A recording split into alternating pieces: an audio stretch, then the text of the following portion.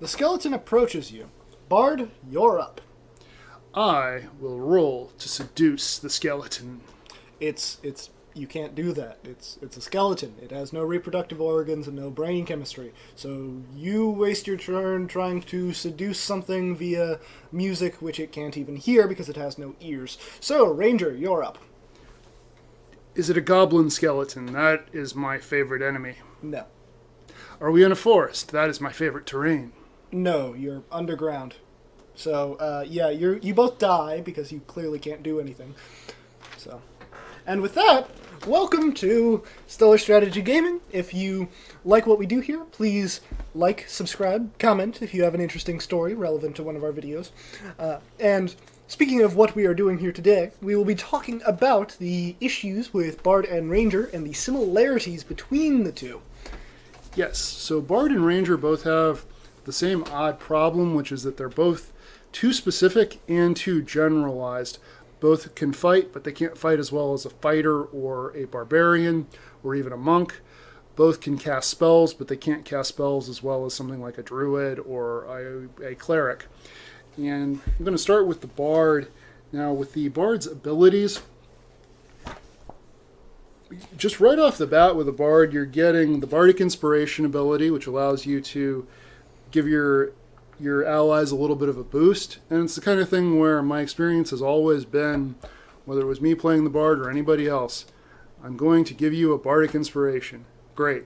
And then it gets to be that person's turn, and a minimum of 100% of the time, they will forget that they have a bardic inspiration when they need it.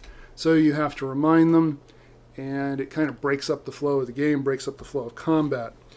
You get Jack of all trades, you get Song of Rest, you get expertise at 3rd level. These are all nice abilities, but especially for a new player, you've got this weird grab bag of abilities that you have to remember, and then you get additional ability. That's all by level 3, by the way. So you've got this weird grab bag of abilities you have to remember. That's before you even get into your subclass-specific abilities with the Bard. Yes. Now, I will just mention, as the ever-eternal advocate of slightly annoying the DM at times, if they have a boss who specifically they don't want to die, so they set the armor class at 35, and you roll in that 20, which the DM's guide describes as being effectively a 30, and then you add the 5 from the Bardic Inspiration onto that, it is a great way to annoy your DM. But it does also highlight a problem, which is that it's never used, as Ben mentioned, but also, if it is used, it's completely broken as an ability, because I don't believe there's a limit on that, is there? Well, the Bardic Inspiration, when you roll it for your Bardic Inspiration, it's a D6, and it's a bonus action, and it's just an ally within 60 feet of you, and you can do this a number of times equal to your Charisma modifier, if I'm not wrong. So, yes, to focus on that too specialized bit, there is the issue whereby if you have a singular paladin and 5 bards just following him around, which, if you think about it, is actually kind of realistic to medieval stories at least, then what you could do is what all players do, which is cheese turn economy, and have it be that random paladin of level 2 is getting plus 10 while fighting a Sararak, and so the entire universe is saved by the level 2 paladin for some reason. So, interestingly enough, you can't do that because that would be awesome. You can only use one Bardic Inspiration die at a time. The die does become a D8 at level 5, a D10 at level 10, and a D12 at level 15. Folks, if that D12 is making that much of a difference to you at level 15, I'm sorry, you're not beating a Sararak. It's not happening today, friend. I mean, somebody in the comments, this one time, this one campaign, I was, okay, fine, sure, whatever, but as opposed to all the other things you could spend your bonus action on when you're level 15 of any class. Oh yeah, the number of magic items you should have by level 15, just... Right. Now, Bard is a little bit interesting in that what's in the player's guide I actually like better than most of what's in Xanatar's guide. It's the reverse for Rangers, which we'll get into in a bit. With the College of Lore, you get the Cutting Words ability, which allows you to use your Bardic Inspiration to subtract from an enemy's roll, which is an awesome ability. And you also get the additional Magical Secrets ability, which is at 6th level. You get 2 spells of your choice from another caster's spell list. I understand that doesn't sound like a lot. the first campaign I played in with a bard, I was playing with a ranger and a paladin, so we didn't have a lot of mass damage spells, nor did we have spells that could heal the whole party. So I took one spell from wizard and one spell from cleric. It was very situational, but it was awesome. It did exactly what the party needed it to do, and there was a real shift in the game. The DM really struggled after that. Although I would be remiss if I failed to mention that if you're in a caster-heavy party, it becomes a whole lot less useful. Yes, now this also now goes to the more generalized side of things, because your, bard who already barely rolls bad ever because of the proficiency in what can effectively become everything, and expertise in a few extra things. With the extra spells, that means that it can be a pretty poor healer, or you can also get things like Eldritch Blast, I believe, Yes. which Eldritch Blast is the most overpowered cantrip in the game, partially because it power levels like a spell. So anything other than Warlock, which is specifically designed around it, basically, taking that makes it overpowered. And on top of that, with the cutting words especially, as well as the extra bonus proficiencies, what this means to me is that if I'm playing the min-maxer, who everyone has at their table, and I want to roll a 25 for everything, what I'm going to do is I'm going to get those free proficiencies if I'm making the character at medium level, and then after level 4, when you get either the lucky feat, which every bard takes, or you get the feat which is literally just skilled, which adds more proficiencies, what this means is that you can be theoretically, by level 5, be getting more than +5 to 3/4 of rolls you will be making, basing that off of the intelligence roll will likely be the one which is your dump stat, because it's everyone's dump stat. And that's a problem, especially because at higher levels, you'll be able to ability score improve your intelligence to where it's 20 like every other bard stat, and then while you are not actually able to hit anything, you are able to succeed at literally every skill check in the game. Yes, pretty much. And if you do the real cheese thing, which I've absolutely done, where you multi-class into rogues so you get expertise again, then yeah, you've got a complete just got a complete cheese character. You are the scum of the earth. I'll accept it. The other option that the Player's Guide gives us is the College of Valor. So basically, the College of Valor allows you to take proficiency with medium armor, shields, and martial weapons, and your bardic inspirations can be used to increase damage rolls as well as the regular stuff. And then at 6th level, you get extra attack. We're leaving out the 14th, 15th level stuff because most people don't go that high with their campaigns, and we want to have some kind of brevity, some consideration for sake of time. But it's at 6th level, you get the extra attack ability. So there again, you're back to that problem where most of the martial classes get extra attack at 5th level, so you're sort of a level behind.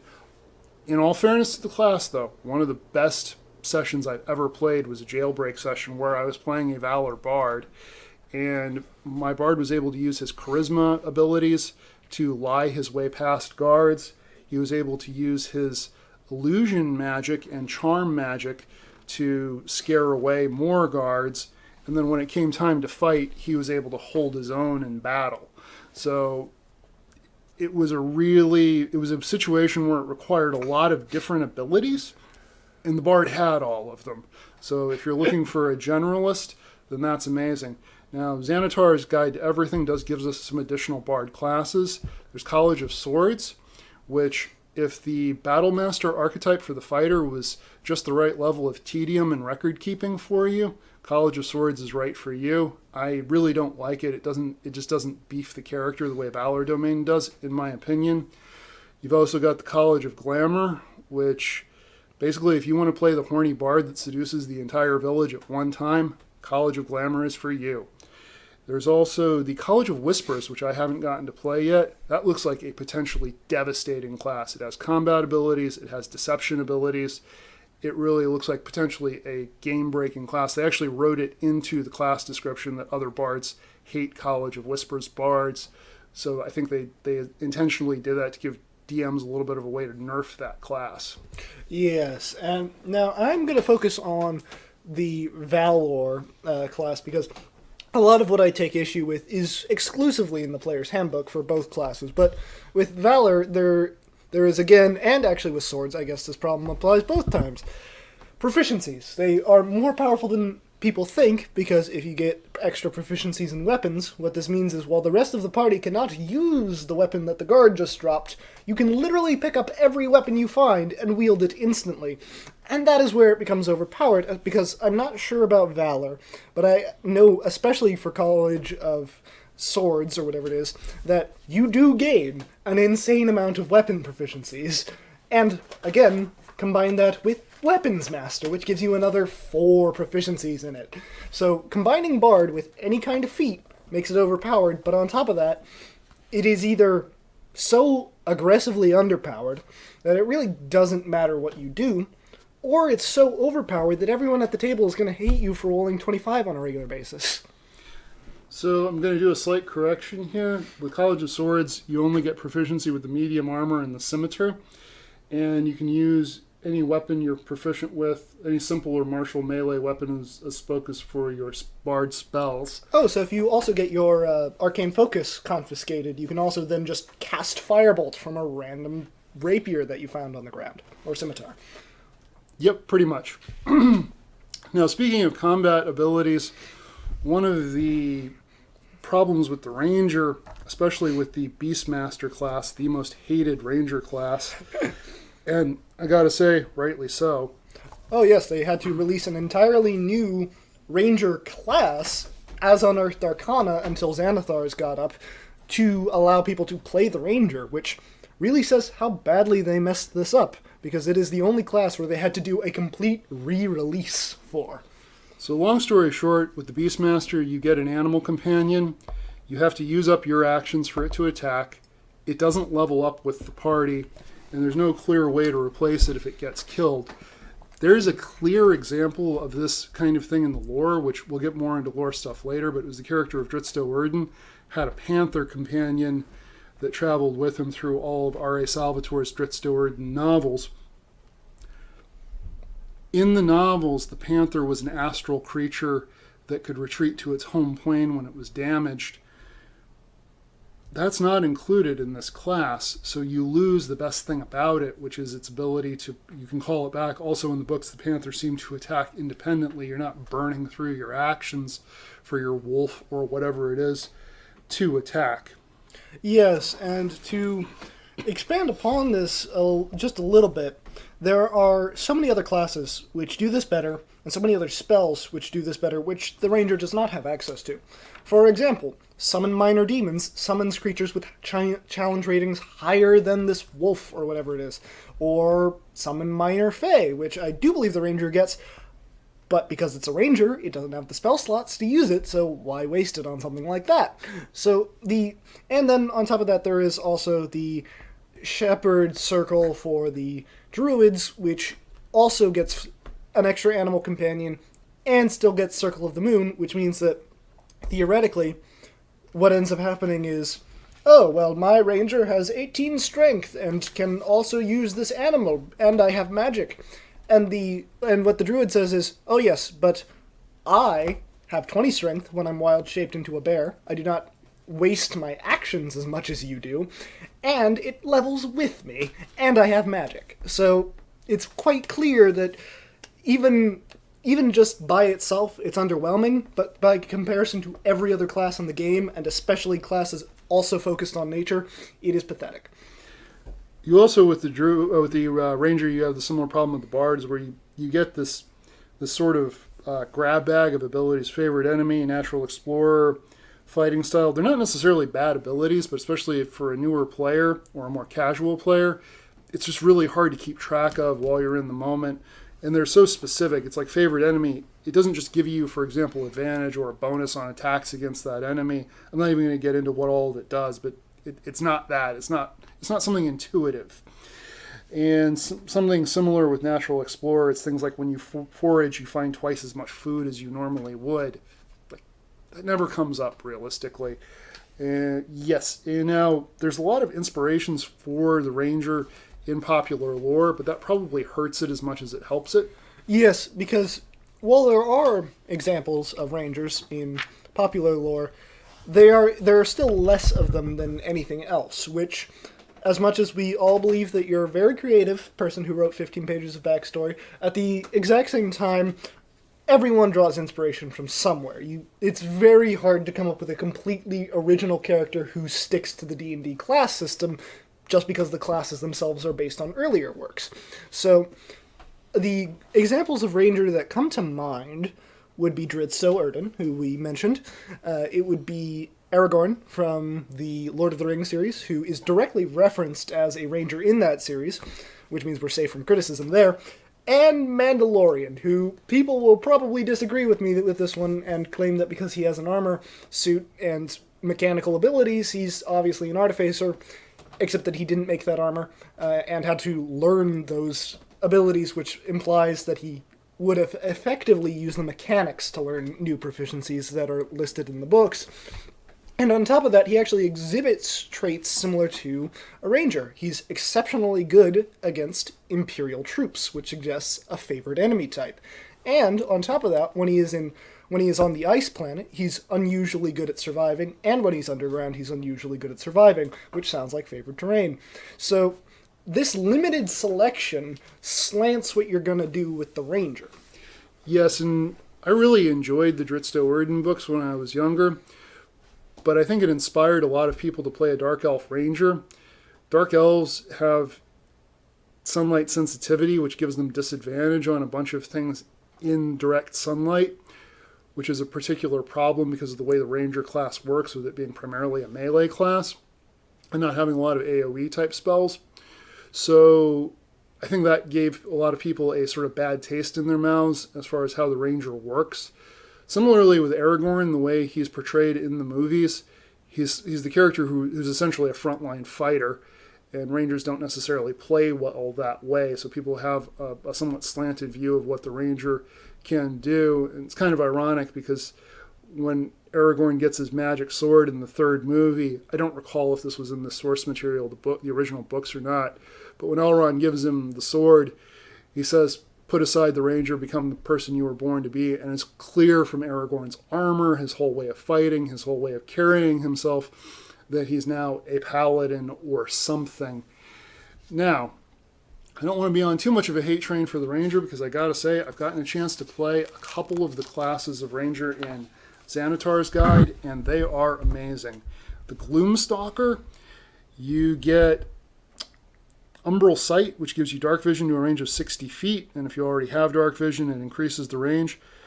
You're also adept at evading creatures that rely on dark vision. While in darkness, you are invisible to any creature that relies on dark vision to see you in that darkness, which means that the Halfling Ranger that I played not only got dark vision, but he was actually at an advantage against a lot of enemies that naturally had it. You get some other abilities as well. Dread Ambusher. The Horizon Walker gives you some damage bonuses that are amazing. The Planar Warrior ability. So it really, and also Xanatar's gave us the Zephyr Strike spell, which Rangers can take, which we're running a little bit short on time, but basically it's an amazing spell. It's worth looking up, and it's definitely worth using. It's the kind of thing that can really end a combat. So what I would say is that both of these classes have a lot of potential, but they do require a little bit more work than something like a fighter or even a wizard, because there's not one way to use them. So if you want to really go deep into how to play your character and how to make your character the best bonus to the party, these can be a lot of fun. If you're looking for something a little more casual, go another way. Yes, and my final point on both of these classes actually has less to do with their innate flaws, and more who designed them, I'd say. Which is that, as you've noticed, we've referenced that things in Xanathars tend, on average, to be better than things in the Player's Guide routinely across all of our videos. Part of this is it directly affects these two because while Xanathars really gave them a name for themselves for the first time, it also made a bunch of classes that were stronger. Circle of the Shepherd is in Xanathar's Guide, and it is better than the Ranger. And that's also true for the swords college thing.